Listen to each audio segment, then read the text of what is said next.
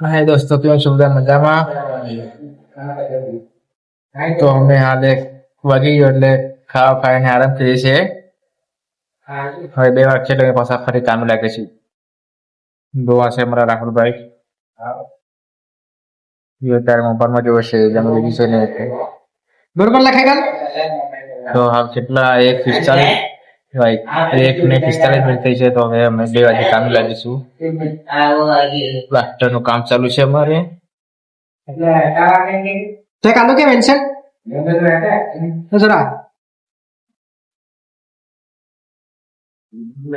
તો હવે અમે થોડીક મિનિટમાં કામ પર લાગવાના છે.